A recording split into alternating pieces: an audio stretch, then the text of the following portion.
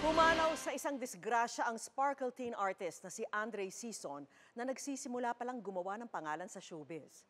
Nawalan umano ng kontrol ang sinasakyan niyang kotse bago sumalpok sa isang konkretong signage. Dalawa pa niyang kasama ang patay at isa ang sugatan. Nakatutok si John Consulta. Nagkadurog-durog ang unahan at kaliwang bahagi ng sasakyang ito nang sumalpok sa isang konkretong signage sa Barangay Balala, Quezon City pasado alas 2 ng madaling araw kanina.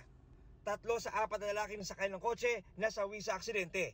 Kasama si sparkle artist Andre Sison, 17 taong gulang. Nasawi din sina Paula Buesa, ang nagmaneho ng sasakyan, at si Armando Velasco. Ang isa pang pasahero, ang sparkle artist din si Josh Ford, na sugatan. Sa investigasyon ng Traffic Police Sector 5, galing sa gawin ng Fairview sila Sison at tinatahak ang Commonwealth papuntang QC Circle. Tinamaan daw nito ang isang puting sasakyan sa harap bago ito nawala ng kontrol at umakyat sa bangketa.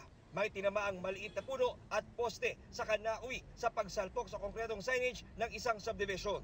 Malamang ganyan yan. Oo. Then, dahil tumbok siya, umiwas. Kaso sa bilis, pumasok sa subdivision. Yun, boom! Pasimula pa lang sana ang showbiz career ni Andre. Hello mga kapuso, ako nga po pala si Andre Sison. 17 years old, 5'8". Mahilig po ako mag-basketball. Ang mga idol ko nga po pala si Steph Curry, Michael Jordan at LeBron James. Nagmula si Andre sa isang showbiz family na kinabibilangan ng mga aktor na sina Philip Salvador at Alona Alegre. Apo siya ng singer balladeer na si Marco Sison at anak ng dating miyembro ng Dance Entertainment na si Alaine Marco Sison. Mahilig din akong sumayaw. Mahilig ako sumayaw dahil wala, masaya gumiling. Kahapon, magkasama sila ni Josh sa taping ng GMA Variety Show na natapos bago mag-alas 7 kagabi. Pasado alas 5 kaninang madaling araw nang tawagan ng mga kamag-anak ni Andre ang Sparkle GMA Artist Center para ipaalam ang malungkot na balita.